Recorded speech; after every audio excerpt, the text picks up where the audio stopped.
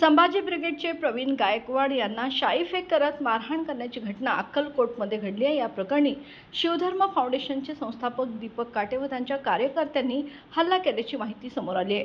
या घटनेचा कोल्हापुरात सकल मराठा समाजाच्या वतीने तीव्र निषेध व्यक्त करण्यात आला आहे।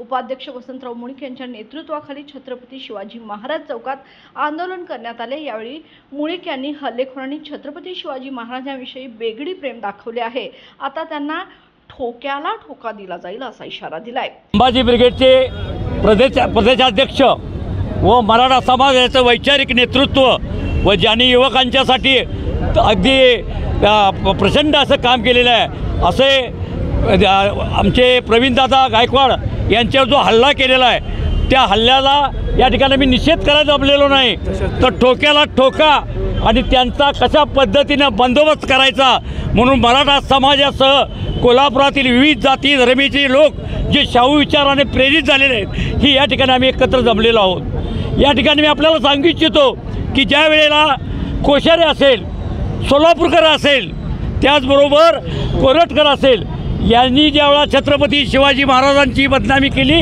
त्यावेळी ही मंडळी कुठं बिळात जाऊन बसलेली होते, कुठं हे भ्याड कुठं चिडीत चॉप झालेले होते आणि आता शिवाजी महाराजांच्या प्रेमाचं आव्हान होऊन वेगळी प्रेम दाखवून आमच्या नेत्याला जर कोण अशा पद्धतीने काळा मागत असेल तर त्याचा आम्ही बंदोबस्त केल्याशिवाय राहणार नाही आणि यापुढं ही लढाई आमची ठोक्याच ठोका असणार आहे। कारण संभाजी ब्रिगेडचा तुम्ही नाद केलेला आहे, यापूर्वीचे आंदोलन बघितलेलं आहे आणि याला आम्ही सगळे मराठा समाज नाहीत सर्व समाज इथे एकत्र आलेला आहे आणि कोल्हापूरचा हा पुरोगामी विचाराला कोण धक्का लावाल तर याद राखा। या निषेध आंदोलनात ताराराणी ब्रिगेड, सकल मराठा समाजाचे पदाधिकारी, शाहू प्रेमी मोठ्या संख्येने उपस्थित होते।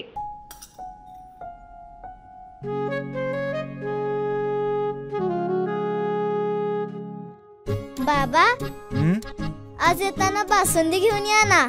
अगं, कालच आपण आईचा वाढदिवस होता म्हणून आणली होती ना।